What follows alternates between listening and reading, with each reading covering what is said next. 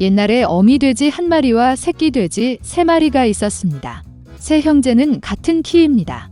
일주, 분홍, 똑같은 재미있는 꼬리로 여름 내내 돼지들은 푸른 잔디에서 놀고 햇볕을 쬐고 웅덩이에 몸을 담그었습니다. 그러나 가을이 왔습니다. 어느 날 어머니는 겨울에 대해 생각할 때라고 말씀하셨습니다. 그녀는 그들에게 큰 집을 지으라고 요청했습니다. 동생은 겨울이 아직 멀었다고 말했다. 중형은 필요할 때 자신의 집을 지을 것이라고 말했습니다. 그리고 형은 집을 직접 짓기로 결정했습니다. 남동생과 중형들은 게임을 하는 것 외에는 아무것도 하지 않았습니다. 매일 추워졌습니다. 남동생은 지프로 집을 짓기로 결정했습니다. 동생은 겨울에 초가집이 매우 추울 것이라고 생각했습니다. 그는 나뭇가지와 나뭇가지로 집을 짓기로 결정했습니다. 저녁이 되자 그들의 집은 준비되었습니다. 그들은 자신을 매우 자랑스러워했고 건물을 충분히 얻지 못했습니다. 이제 그들은 자유롭고 그들이 원하는 것은 무엇이든 할 수 있었습니다. 그들은 형에게 가서 그가 자신을 위해 어떤 집을 지었는지 보기로 결정했습니다. 형은 건물을 짓느라 바빴다. 그는 돌을 바르고 찰흙을 반죽하고 천천히 안정적이고 튼튼한 집을 지었습니다.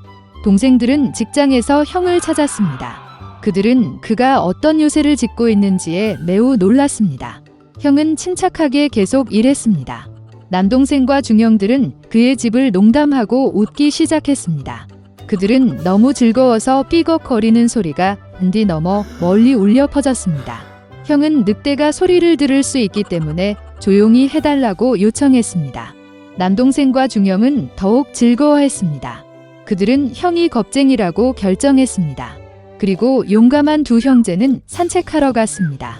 도중에 그들은 노래하고 춤을 추고 숲에 들어갔을 때 너무 큰 소리를 내며 소나무 아래에서 자고 있던 늑대를 깨웠습니다. 불만족스럽고 굶주린 늑대는 2마리의 멍청한 돼지가 비명을 지르는 곳으로 갔다. 형제들은 즐겁게 걸으며 늑대를 얼마나 쉽게 다룰 수 있는지 이야기했습니다. 그리고 갑자기 그들은 진짜 살아있는 늑대를 보았습니다. 그는 큰 나무 뒤에 서 있었습니다. 그는 매우 사악한 눈과 커다란 이빨을 가졌습니다. 형제들은 무서워서 야른 꼬리가 가늘고 가늘게 떨렸습니다. 늑대는 점프할 준비를 했습니다. 그는 이빨을 꺾고 오른쪽 눈을 깜빡였습니다. 새끼 돼지들은 갑자기 정신을 차리고 숲을 비명을 지르며 달아났다. 그들은 먼지 구름을 일으켜 각자 자신의 집으로 달려갔습니다. 남동생은 초가집으로 달려가 늑대 앞에 문을 두드렸다. 늑대는 으르렁거리며 문을 열 것을 요구했습니다. 동생은 두려움 때문에 한마디도 할 수 없었습니다. 그런 다음 늑대가 불기 시작했습니다. 가벼운 지붕은 즉시 초가집에서 날아갔습니다. 늑대는 숨을 크게 들이쉬고 2번째로 불고 초가집은 사방으로 날아갔다. 늑대는 기뻐하며 이빨을 꺾고 동생에게 덤벼들었다. 그러나 돼지는 능숙하게 피하고 달렸다. 그는 중동생의 집으로 달려갔습니다. 형제들은 스스로를 가두어 놓고 실망스럽게 서로를 바라보았습니다. 늑대는 화를 내고 불기 시작했습니다. 집이 약간 비스듬하다. 늑대는 2번째, 3번째, 4번째로 불었습니다. 하지만 그 집은 여전히 서 있었습니다. 늑대는 숨을 크게 들이쉬고 5번째로 불었다. 집이 흔들리고 무너졌습니다. 폐허 한가운데서 한동안 문 하나만 서 있었다. 공포에 질려 새끼 돼지들은 형의 집으로 달려갔습니다. 늑대가 그들을 뒤쫓았다. 그는 이번에는 돼지가 그에게서 도망치지 않을 것이라고 확신했습니다. 새끼 돼지는 큰 사과 나무를 치지도 않고 빠르게 지나갔다.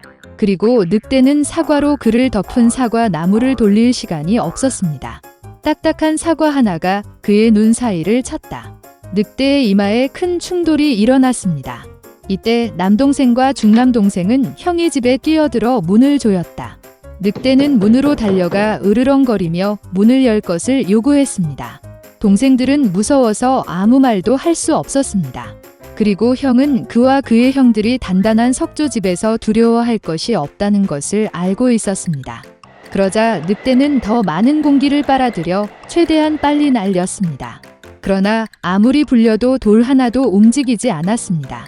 그리고 나서 그는 고개를 들어 지붕에 크고 넓은 굴뚝을 발견했습니다.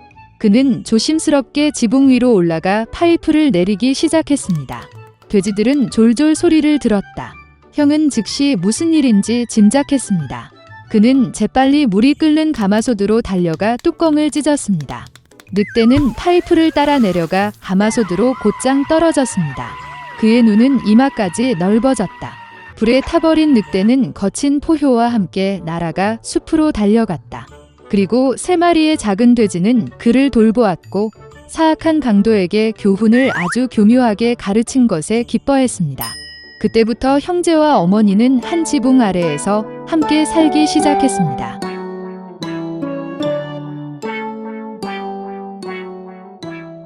어느 날 농장의 모든 동물이 음식 없이 남겨졌습니다.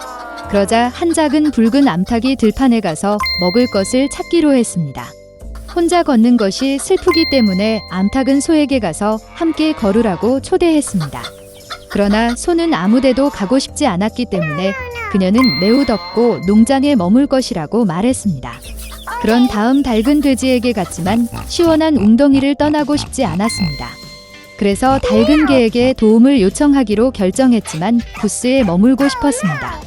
마침내 닭이 오리에게 갔다. 짧은 생각 끝에 그녀는 연못을 떠나기를 거부했습니다. 누구도 닭고기와 함께 가고 싶어 하지 않았기 때문에 혼자 음식을 찾아야 했습니다. 그래서 닭 한 마리가 들판을 가로질러 밀며 알을 발견했습니다. 기뻐서 그녀는 농장으로 돌아와 발견한 씨앗을 심기로 결정했습니다. 닭은 친구들이 그녀를 도울 수 있다고 생각했습니다. 그녀는 곡식을 소에게 보여주고 함께 심겠다고 제안했습니다. 그러나 소는 여전히 매우 뜨겁습니다. 그런 다음 닭은 돼지에게 올라갔지만 그녀는 도움을 거부했습니다. 그래서 닭은 개에게로 향했지만 그는 부스를 떠나고 싶지 않았습니다. 마지막 암탉은 오리에게 도움을 요청했지만 그녀는 좋아하는 연못에 머물기로 결정했습니다. 그리고 닭은 씨앗만 심어야 했습니다. 몇 주가 지나고 비가 내리고 씨앗이 싹 트었습니다. 제초할 가치가 있습니다. 그러자 닭은 그녀를 도울 수 있는 친구에게 물었다. 소는 오늘 비가 온다고 말했다. 돼지는 움직이고 싶지 않았습니다. 개는 더러워지는 것을 두려워했고 오리는 건강에 대해 불평했습니다. 그리고 다시 닭은 모든 것을 스스로 해야 했습니다. 작은 붉은 암탉은 혼자 침대를 잡초로 뽑았습니다.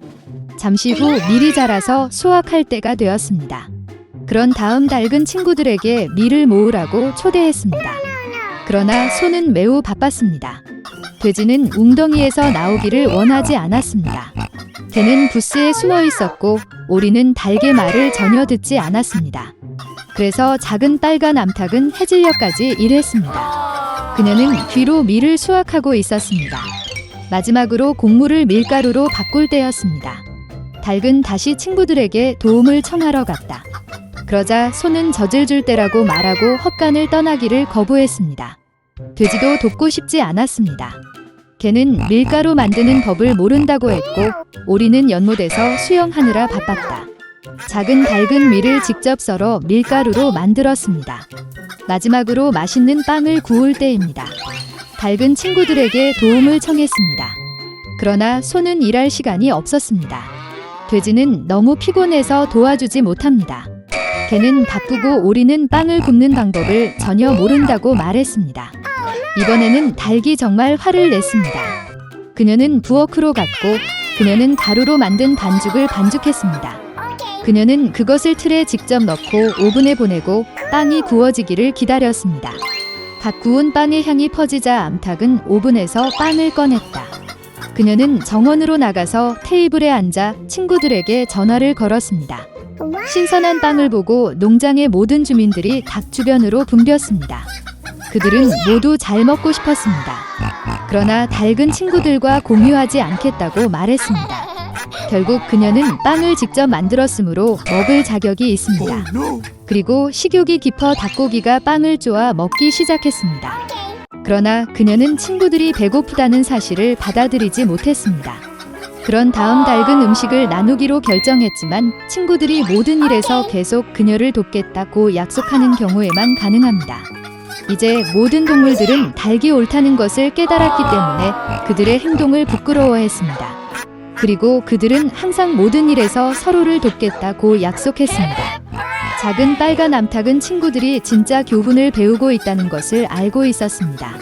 그녀는 그들과 빵을 나눴습니다. 친구들은 함께 식사를 했고 잘 먹고 만족했습니다. 그들은 농장에서 오랫동안 살았고 항상 서로를 도왔습니다.